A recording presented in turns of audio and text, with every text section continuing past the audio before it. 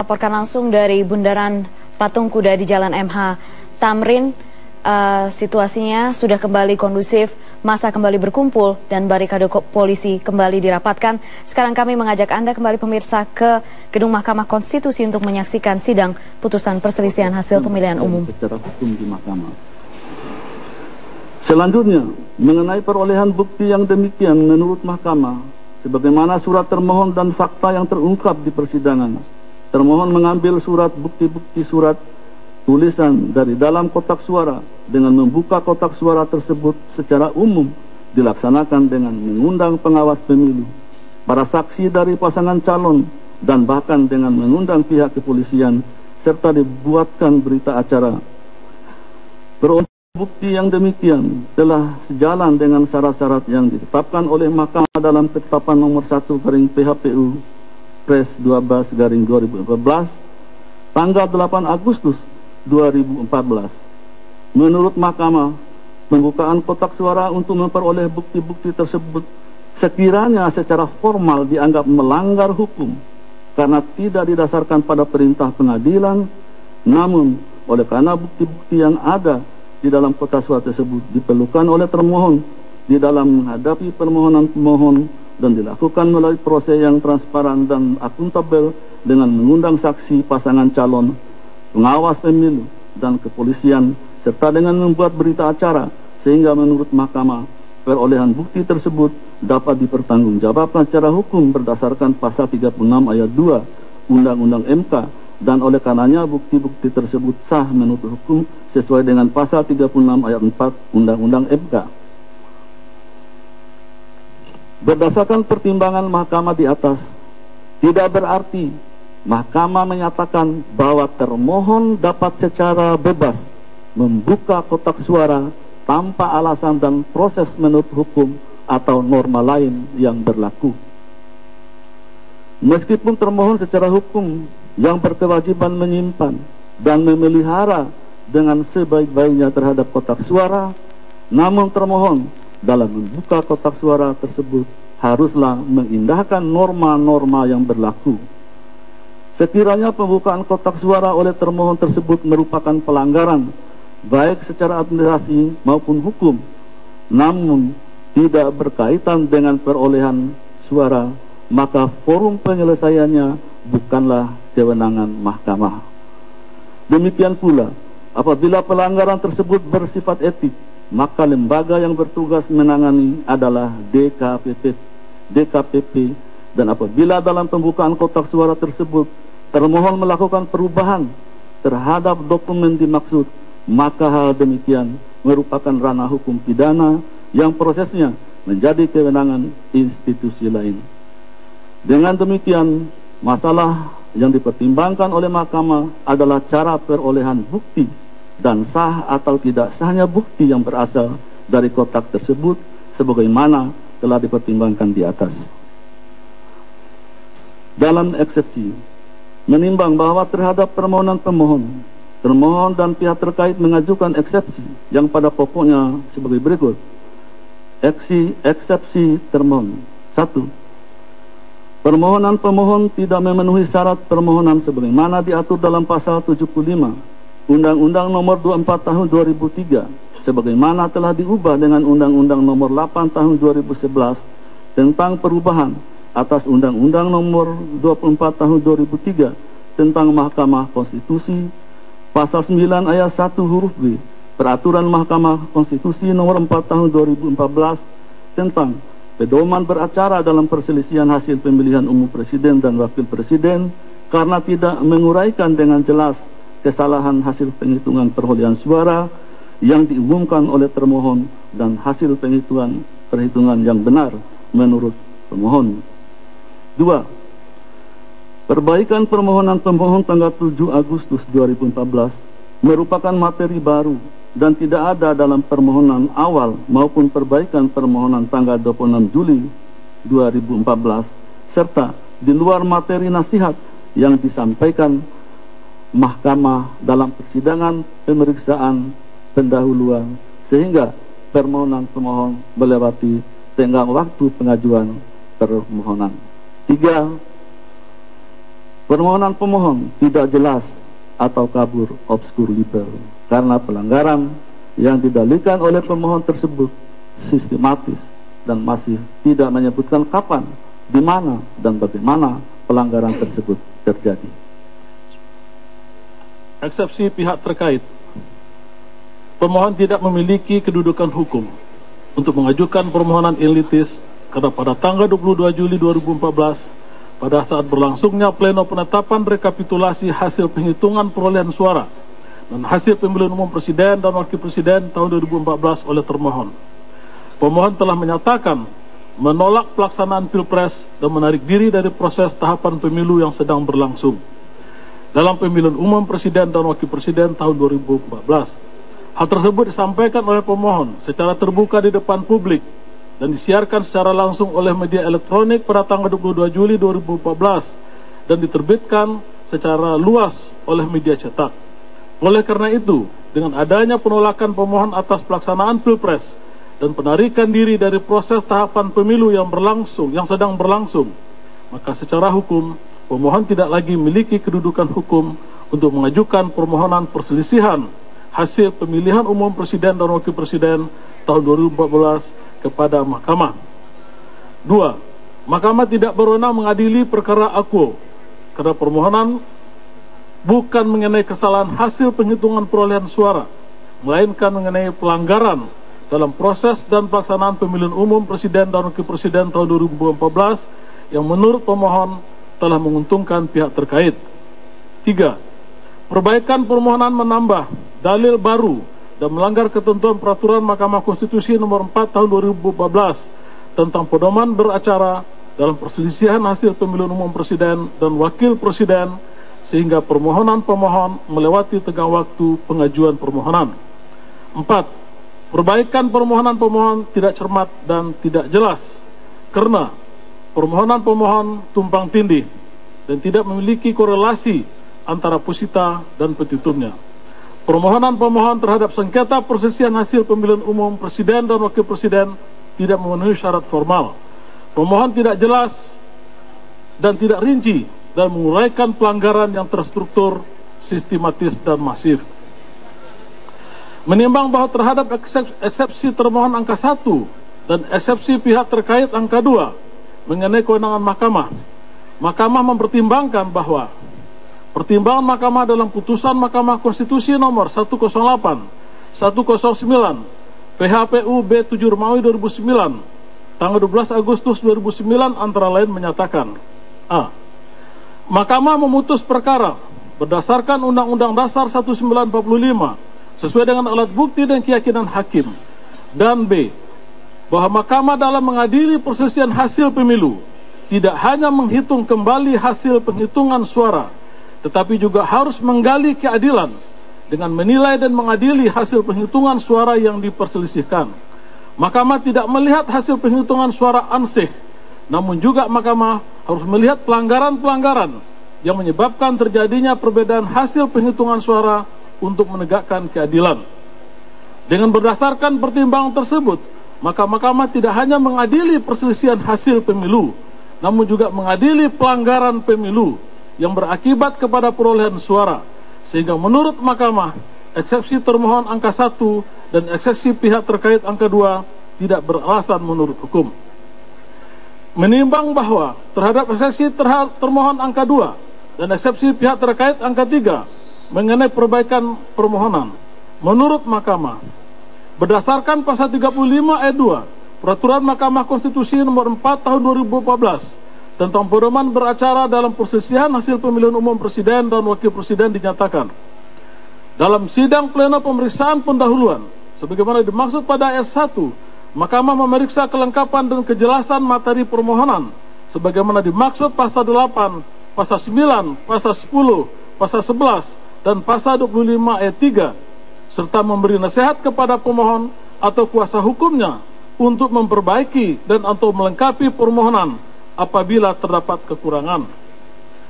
Bahwa perubahan atau perbaikan permohonan-permohonan yang terakhir dilakukan setelah pemberian kesempatan kepada pemohon untuk menyampaikan pokok-pokok permohonannya. Perbaikannya demikian adalah hak pemohon yang diatur dalam pasal 39 Undang-Undang MK dan pasal 35 E2 Peraturan Mahkamah Konstitusi nomor 4 tahun 2014 yang memberikan kesempatan untuk mengadakan perbaikan yang dipandang perlu. Menurut Mahkamah, perbaikan permohonan pemohon setelah jangka waktu 3 kali 24 jam dan setelah sidang pleno pemberian nasihat oleh majelis hakim masih dalam lingkup materi permohonan yang diajukan sejak awal dan bukan permohonan baru, sehingga perbaikan permohonan tersebut dibenarkan. Oleh karena itu, eksepsi termohon dan pihak terkait tidak beralasan menurut hukum. Menimbang bahwa terhadap eksepsi pihak terkait angka 1 mengenai kedudukan hukum pemohon telah dipertimbangkan Mahkamah dalam paragraf 3.5 sampai dengan paragraf 3.7, sehingga pertimbangan tersebut mutatis mutandis berlaku pula untuk eksepsi pihak terkait angka 1, sehingga eksepsi pihak terkait akuo tidak beralasan menurut hukum. Menimbang bahwa terhadap eksepsi termohon angka 3 dan eksepsi pihak terkait angka 4 mengenai permohonan kabur dan tidak jelas, menurut Mahkamah berkait erat dengan pokok permohonan, sehingga akan dipertimbangkan bersama-sama dengan pokok permohonan. Menimbang bahwa oleh karena eksepsi termohon dan eksepsi pihak terkait tidak beralasan menurut hukum, selanjutnya Mahkamah akan mempertimbangkan pokok permohonan. Dalam pokok permohonan, menimbang bahwa pemohon pada pokoknya memohon kepada Mahkamah untuk membatalkan keputusan termohon nomor 535 /KPTS/KPU tahun 2014 tentang penetapan rekapitulasi hasil penghitungan perolehan suara dan hasil pemilihan umum presiden dan wakil presiden tahun 2014 tanggal 22 Juli 2014 dan keputusan Komisi Kepemilihan Umum nomor 536/KPTS/KPU tahun 2014 tentang penetapan pasangan calon presiden dan wakil presiden terpilih dalam pemilihan umum presiden dan wakil presiden tertanggal 22 Juli 2014 dan menetapkan perolehan pemohon. Ya, pemirsa, di tengah riuh penantian putusan Mahkamah Konstitusi MK, Presiden Republik Indonesia terpilih Joko Widodo masih menjalani tugasnya sebagai Gubernur DKI Jakarta. Jokowi mengaku tidak ada yang perlu dikhawatirkan dan percaya penuh. 124 suara mohon untuk melakukan pemungutan suara ulang di seluruh Indonesia atau di beberapa daerah dengan alasan pada pokoknya sebagai berikut. Selengkapnya termuat pada bagian duduk perkara. 1. Menurut pemohon, termohon telah salah menetapkan perolehan suara pemohon sebanyak 62.576.444 suara dan pihak terkait sebanyak 70.997.833 suara. Padahal yang benar perolehan suara pemohon adalah 67.139.153 suara dan pihak terkait adalah 66.435.124 suara. Karena menurut pemohon, perolehan suara yang ditetapkan oleh termohon dilakukan dengan cara-cara yang tidak benar dan melawan hukum.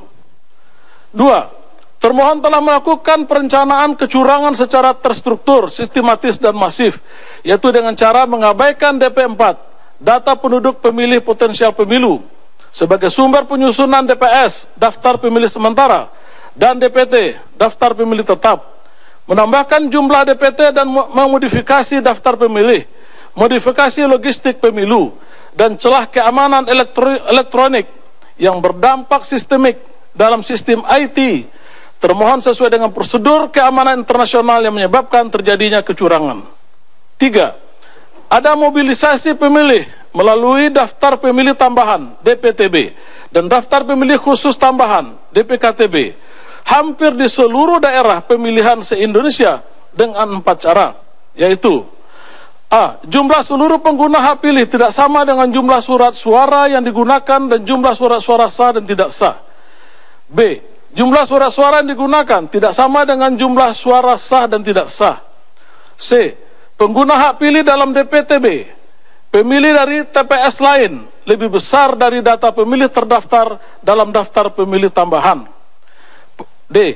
Pengguna hak pilih dalam daftar pemilih khusus tambahan, pengguna KTP atau identitas lain atau paspor lebih besar dari daftar pemilih khusus tambahan, penggunaan KTP atau identitas lain atau paspor. 4. Ada penekanan oleh pejabat penguasa daerah dari 2 gubernur, yaitu Gubernur Provinsi Jawa Tengah dan Gubernur Provinsi Kalimantan Tengah.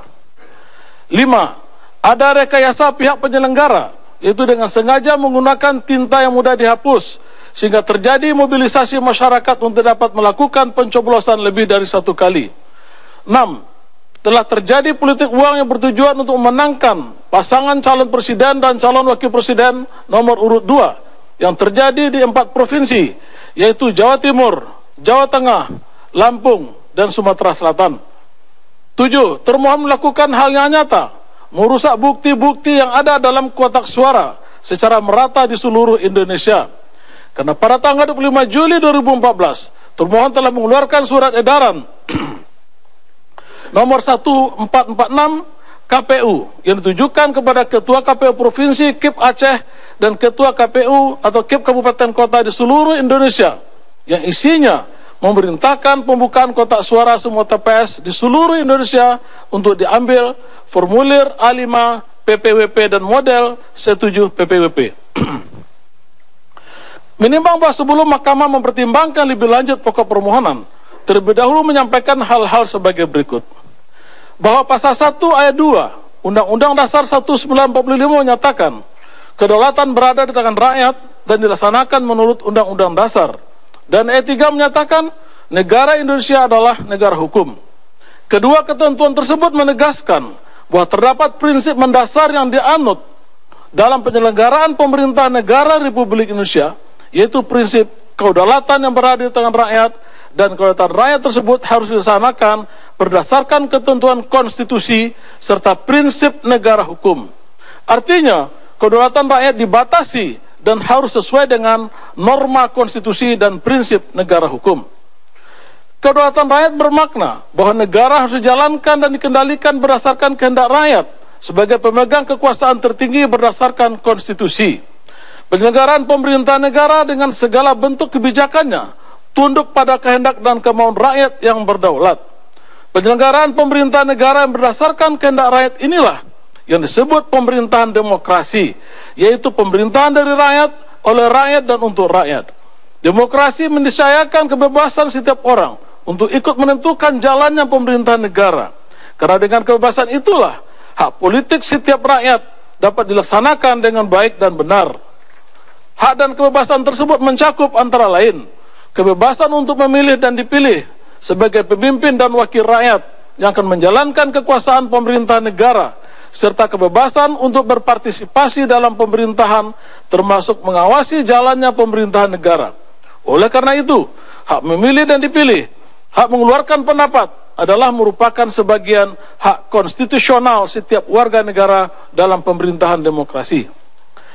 Berkaitan dengan pelaksanaan pemilihan umum, hak memilih adalah salah satu hak konstitusional yang menjadi dasar pelaksanaan demokrasi yang harus dijunjung tinggi, dan untuk memberikan perlindungan, pemajuan, penegakan dan pemenuhan hak asasi manusia adalah tanggung jawab negara, terutama pemerintah. Pemilihan umum adalah salah satu bentuk pelaksanaan demokrasi, yaitu demokrasi untuk menentukan pemimpin atau perwakilan yang akan menjalankan kekuasaan negara.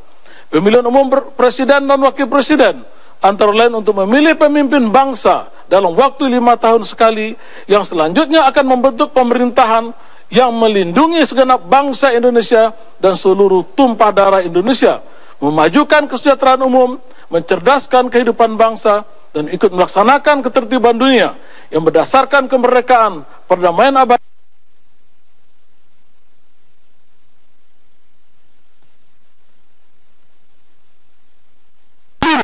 kebebasan dalam mutlak, karena kebebasan harus dilaksanakan menurut norma dan ketentuan konstitusi serta berdasarkan prinsip negara hukum.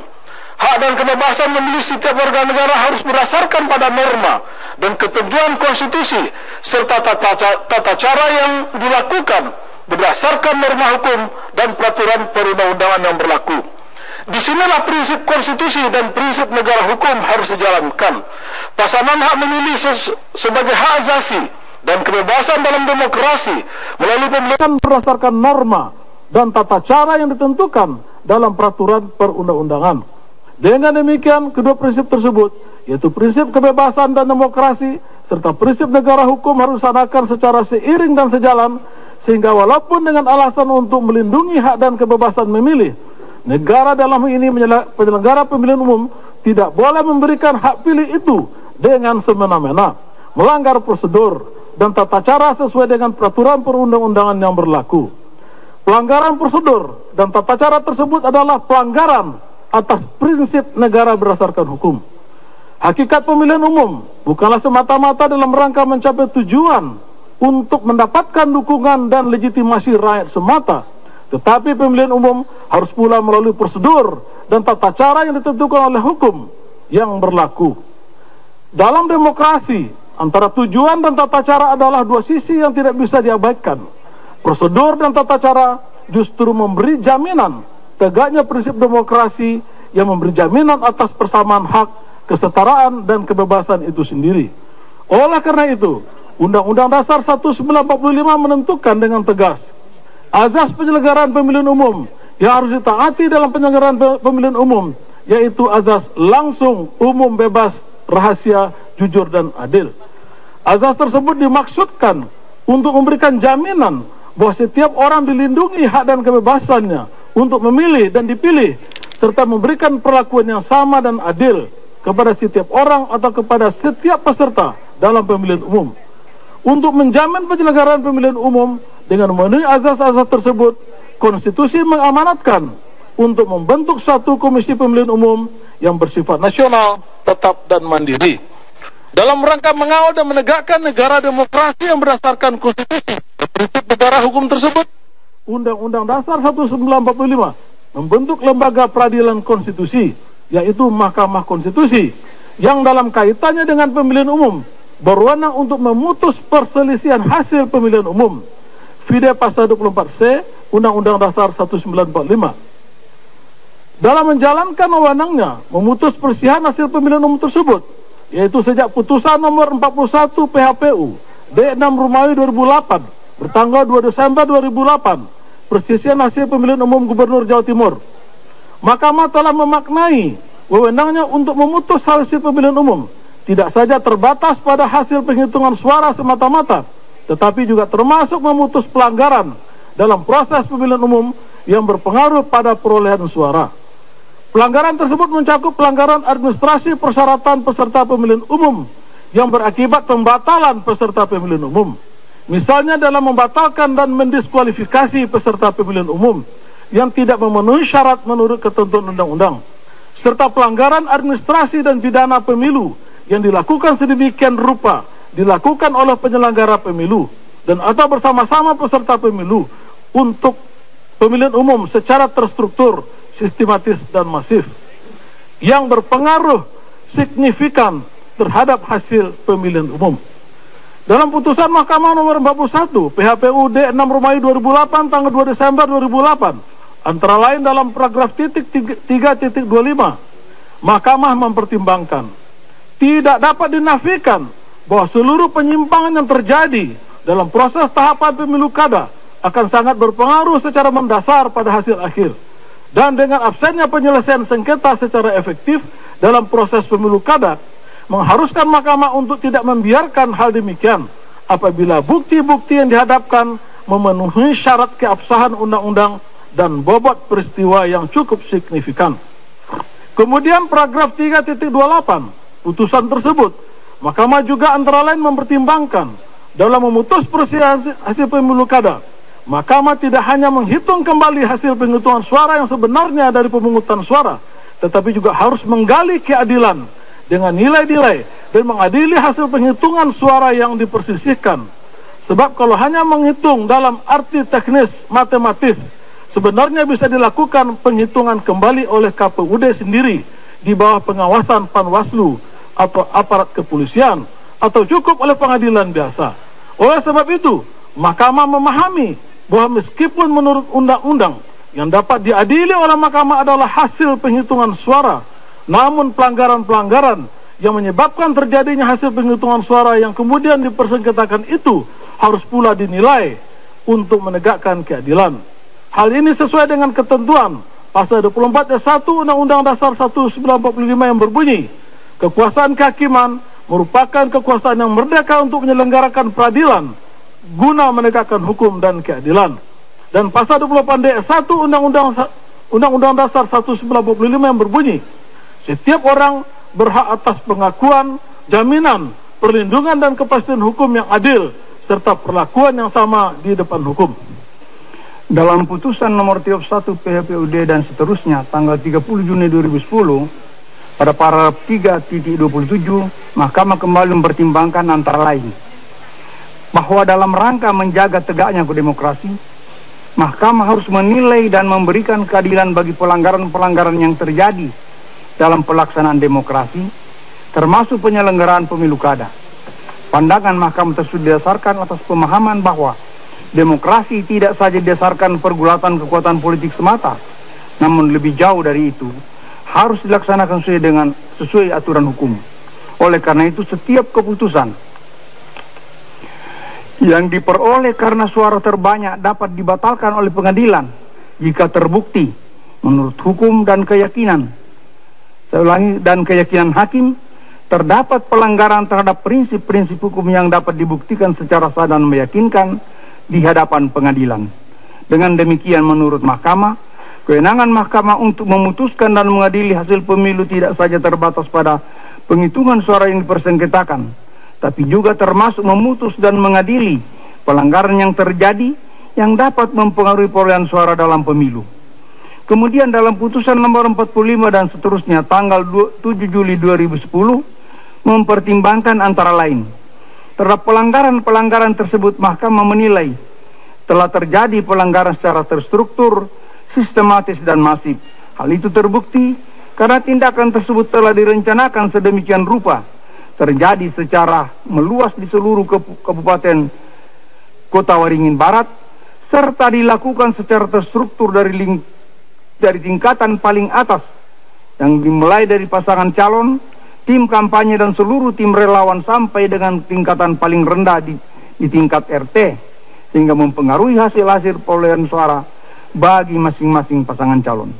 Pada bagian lain putusan tersebut, yaitu pada paragraf 3.27, Mahkamah juga mempertimbangkan pelanggaran sistematis terjadi karena adanya pelanggaran money politik secara terorganisasi, terstruktur dan terencana dengan sangat baik sejak awal, yaitu dengan melakukan persiapan pendanaan secara tidak wajar untuk membayar relawan, melakukan rekrutmen warga sebagai relawan yang dipersiapkan dengan organisasi yang tersusun dari tingkatan paling atas pasangan calon, tim kampanye sampai dengan para relawan di tingkat RT.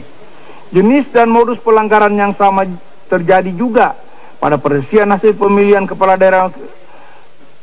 daerah Kabupaten Mandailing Natal, sehingga Mahkamah menyimpulkan telah terjadi pelanggaran yang bersifat terstruktur, sistematis dan masif dalam proses pelaksanaan pemilihan kepala daerah Mandailing Natal.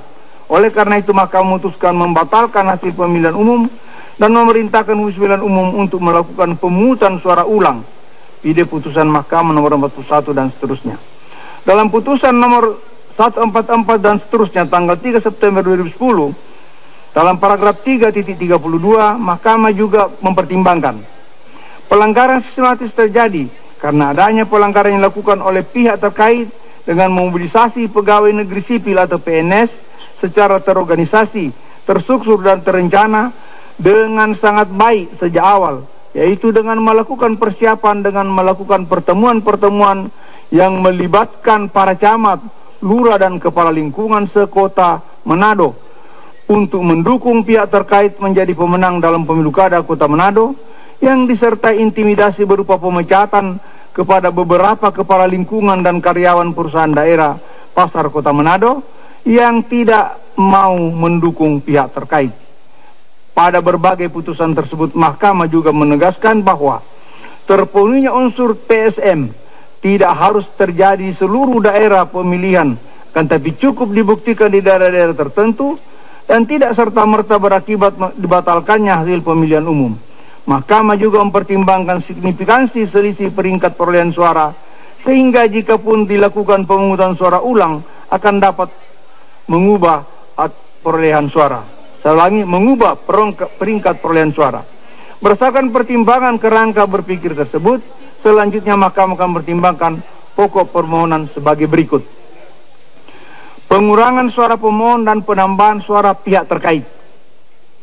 Bahwa pemohon mendalilkan pada pokoknya bahwa rekapitulasi hasil penghitungan perolehan suara yang ditetapkan oleh termohon adalah salah, karena seharusnya jika termohon jujur, mandiri dan tidak memihak pasangan calon nomor 2, maka perolehan suara yang benar menurut berita acara formulir C1 dan seterusnya, sesuai bukti-bukti yang ada pada pemohon berdasarkan formulir C1 D1 B1 di seluruh provinsi dan seluruh kabupaten kota, hasil rekapitulasi perolehan suara versi pemohon ditemukan adanya penambahan perolehan suara pasangan calon presiden dan wakil presiden nomor 2 sebanyak 1,5 juta suara, dan ditemukan adanya pengurangan perolehan suara pasangan calon nomor 1 sebanyak 1,2 juta suara yang terdapat di lebih kurang 155.000 TPS. Untuk membuktikan dalilnya, pemohon mengajukan alat bukti surat garis miring tulisan yang diberi tanda P6 sampai dengan P33. Termohon membantah dalil permohonan tersebut dan pada pokoknya mengemukakan bahwa yang didalilkan pemohon tersebut tidak jelas dan kabur. Seandainya pun benar dianggap telah terjadi kesalahan hitung yang mengakibatkan terjadi pengurangan perolehan suara pemohon dan terjadi penambahan perolehan suara pada pasangan calon lain, kuat non, maka pemohon seharusnya menerangkan secara rinci dan jelas mengenai terjadinya kesalahan hitung dimaksud. Untuk membuktikan bantahannya,